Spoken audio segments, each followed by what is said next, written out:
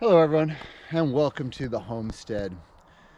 If this is your first time here, my wife and I recently became the stewards of 10.5 acres in western Massachusetts, here in the hill towns, and we're going to try growing some of our own food and learning some self-reliant skills, burning wood, raising some animals potentially, and maintaining this beautiful property that we now have. So it is May 19th.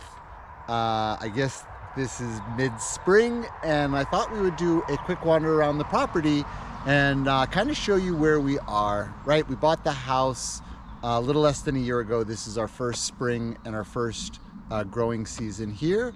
And yeah, so let's go ahead and take a look. So right here, we actually have two different types of elderberry. This first one is called Kent, and this one here is Scotia. If you're interested in learning more about either one of them, let me know, and I'll be more than happy to do a video about that. Down here in the grass, if you look, you will see some wild strawberry varieties that my wife actually grew from seed. The elderberries were acquired from a nursery. These here are really cool. They're called thimbleberries. Again, something my wife grew from seed. Super excited to see what they're all about. If you're interested in hearing more about the thimbleberry, let me know. So just along the front of the property near the road, we have more of these strawberries that my wife grew from seed. We have a serviceberry seedling right here. As you can see, we're going to try and maybe let it thicket out. And then right next to it is a variety of serviceberry that my wife started from seed. This one here is called a Ukrainian serviceberry. We have some more serviceberries. Another serviceberry that my wife started from seed. This is called a Smoky Saskatoon. We bought two Hascaps. They're a variety called Boreal. This one here is the Beast, and over there, this one here is called Blizzard. In the middle is a Arnica that my wife started from seed, and this one here is, I forgot the name, Northline Serviceberry. And if you're not familiar with serviceberries, some people refer to them as June berries and Saskatoon berry. And then last but not least, this one here is a serviceberry called Thiessen. We also bought that one from a nursery. Some more chives to protect them. Because our perennial guild is not yet established, we're going to have some annuals in here this year. So right now we have some Walla Walla onions, some early Spanish onions, and some shallots over here. As I did mention, though, this is intended to be our perennial guild, like a fruit guild. So this here is an apricot seedling, no particular variety. As I mentioned before, those are the shallots. This here is our peach seedling. It is a seedling from a contender pit. So hopefully we end up with a contender peach. Not exactly sure how that will work out. Moving along on the guild, this one here is called a Siberian Sea Peach. It's supposed to have great benefit of blooming much later than a regular peach in case we get a late frost here in our Zone 5 homestead. This is our P teepee. There are 6 varieties of peas growing in here. Kind of just zoom in really quick and kind of see. Hopefully very soon they will be growing and available for fresh picking. So that is kind of the front of our front yard, turning it into our food, front of the food forest. Swinging right behind the fruit guild is our tomato bed. We've got a almost 6 foot tall fence for the trellising system. It's about 40 inches wide. So I think there's some beans in here as well, basil, things for companion planting with tomatoes. All of them are started in the basement using seed. All right, I'm gonna have to step up the pace a little as a storm is coming in, but we haven't yet decided what we want to do with the blueberries. So we have them growing in containers, but we have a Chandler Recca blue crop, North Sky, North Blue, Blue Ray, and Patriot. And then right behind them is the tulip bed, or the bulb bed, which is really coming to the end of its cycle.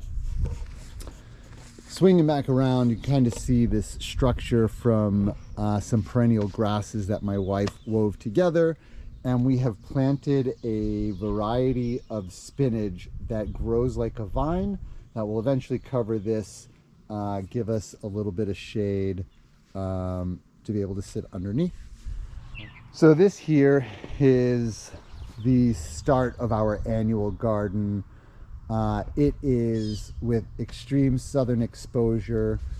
So far we have some brassicas that we planted back in like mid-March. So when people tell you brassicas can grow in cold weather, they're not kidding. Well, they didn't really grow, but they didn't die either. We have a lot of, I want to say these are Dutch shallots, interspersed with some red lettuce and some green lettuces. And then to my left over here is the start of the perennial trees. So persimmons, pawpaws, heart nuts. What else do we have in here? Oh yeah, filberts and hazelnuts, jujubes. I am sure there are some others that I'm forgetting, but that is the start of some perennial trees. Swinging back around into the annual garden, we have 2 4x4 beds.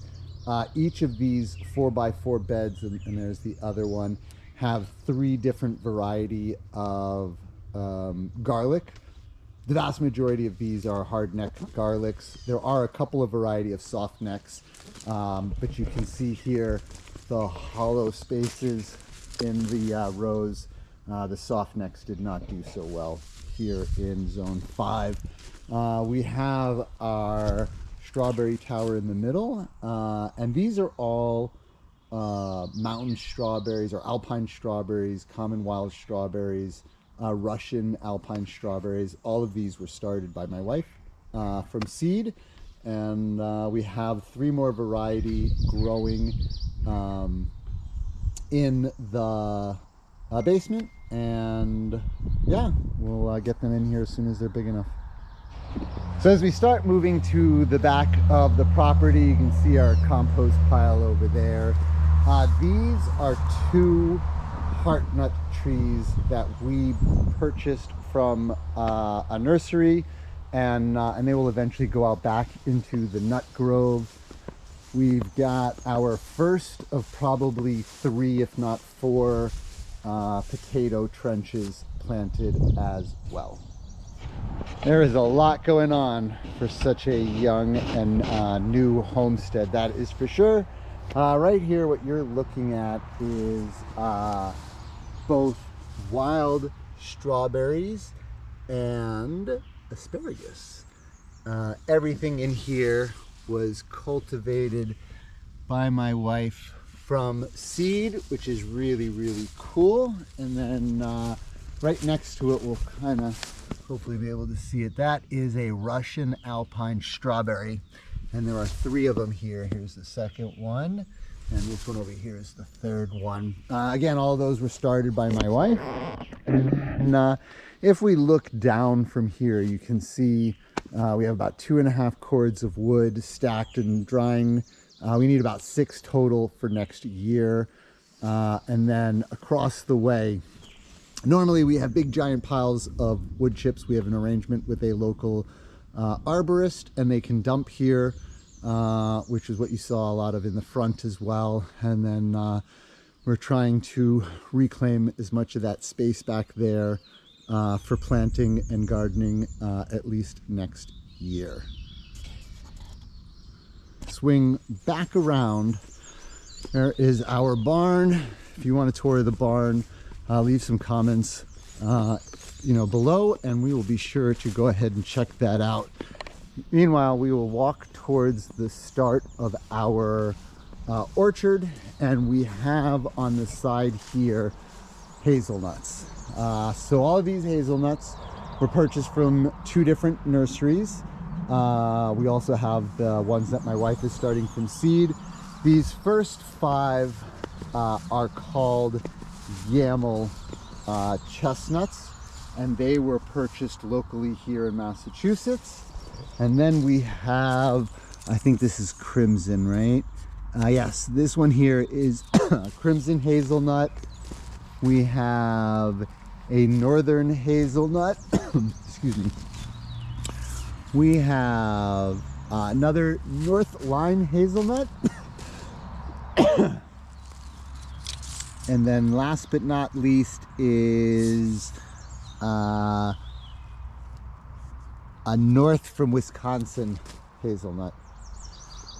And then here you can see this will eventually be a orchard. We'll plant some annuals, I'm sure, in here for the time being this year because we don't have any. And we're working our way towards the chicken coop. We don't have any chickens yet. Chicken coop's not quite finished. In front of the chicken coop is a mixture of 4 different types of caning berries. We have blackberries, we have Joan J. red raspberries, we have double gold, which is like a blush colored raspberry, and we have Ann yellow raspberries. So really looking forward to trying all of those.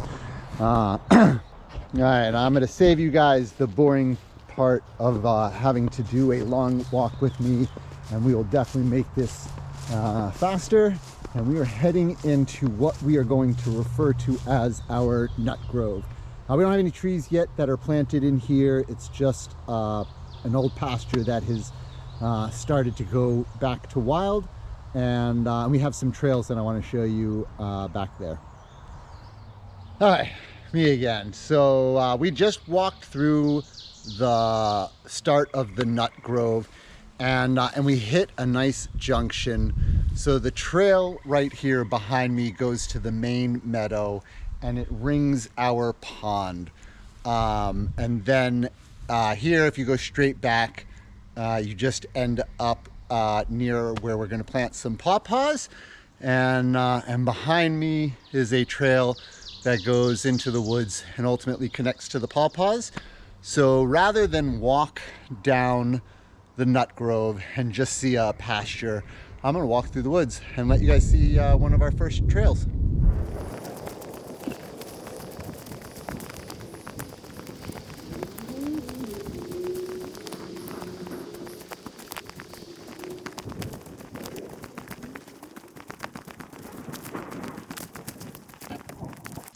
All right, this spot might not look like much now, but by the end of the year, it will be all cleared out. We cut down a lot of old fallen brush already, and this is a future pawpaw grove. If you've never had a pawpaw, it is the largest native fruit to North America, and yeah, looking forward to trying a whole bunch from seeds and getting some named cultivars that are grafted. And there's the woods back that we just walked around.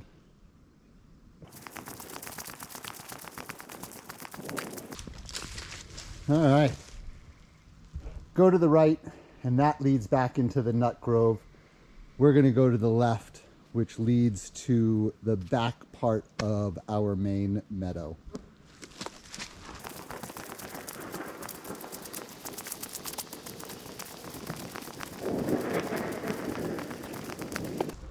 So that back there is also part of our property, but it's really wet. So I'm not sure we'll do much with that this year, if really ever.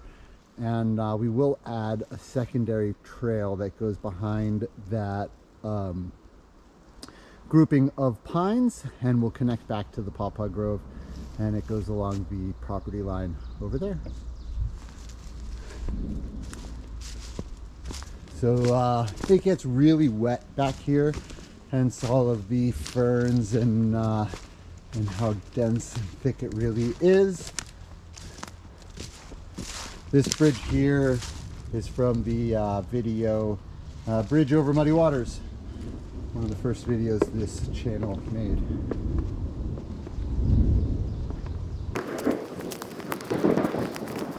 All right. So that brings us out to what we refer to as the main meadow. And as you can see behind me, it is pretty extensive. This used to be an old horse farm, as far as I understand. Again, hasn't really been used in probably a decade or two as that. But we do have a trail mowed around the outside edge. And these here are actually named cultivars. They are either All-Star or Honioi, I think is how you pronounce it. These were strawberries we grew at our other house. We grabbed some runners and brought them with us, and planted them here, and they took. And the same thing is true with the Joan J. red raspberries. Here are some more of those. These were actually growing at the other property, and we managed to harvest a couple of the runners and bring it with us. There is a trail through the woods back behind that log pile. In addition to that, there is an additional 15 acres of a nature preserve. We're not going to go back there at the moment, only because the storm is on its way, and this video is already plenty long enough. Walk around the meadow. I'm hoping, if you guys are lucky, we will catch Justin Beaver doing his thing. Here is the exit from the woods, the entrance being on the other side. And ooh, here comes the storm. This is a Vesca strawberry that we actually bought from a local nursery in Chesterfield, and really was the start of our wild strawberry collection. One more exit from the woods. You can kind of see as we go back into here, there is a seasonal pond back there. Every time it rains, that thing floods, but when it doesn't flood, there's actually a trail that runs right through the middle of it.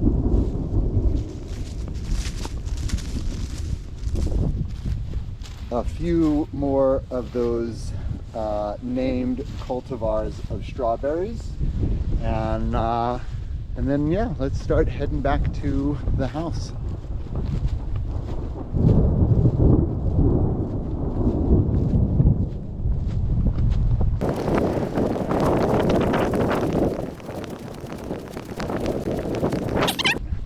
Take a quick peek over here.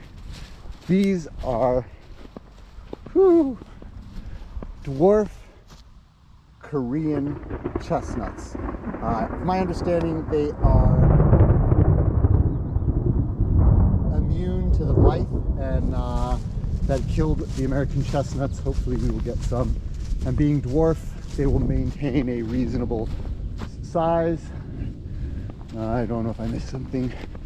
All right, we have right here These are the Ann yellow raspberries, the same as we've got next to the chicken coop.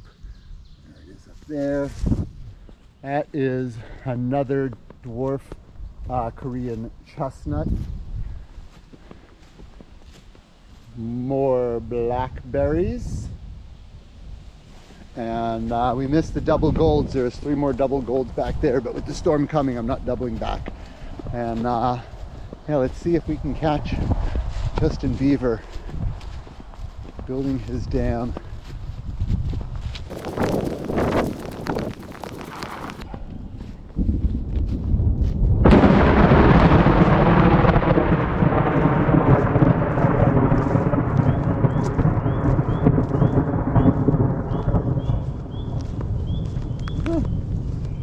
I wonder if Justin is taking a break because of the storm. But this here is our 1/4 acre farm pond. We had a beaver move in at the start of the spring, and yeah, he's building his dam on a pretty much a daily basis. And we have to be a little careful because, as you can see right here, there's not a lot of room for the water line before it will flow over our access road on this side.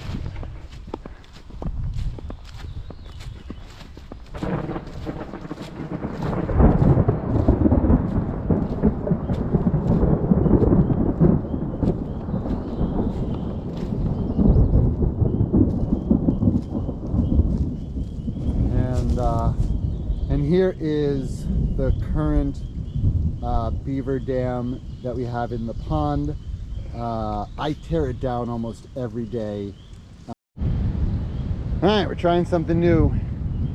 I put this black pipe in this morning and then rebuilt a little bit of the dam over the top. I'm hoping he will build his dam, and then we will slowly allow it to continue to drain so that he gets to raise the water level a little. I get the comfort of knowing it won't completely flood my roadway, and hopefully we all end up happy campers. All right, I am going to be hightailing it back to the house because it is about to pour. You guys have been listening to the thunder and lightning as I tried to finish the tour. If you like the content, I hope you guys will consider hitting the like button, subscribing. It'll really help grow the channel, and we are brand spanking new. And then maybe once a season we'll do a wander about. Hope you enjoyed the content, and thanks again.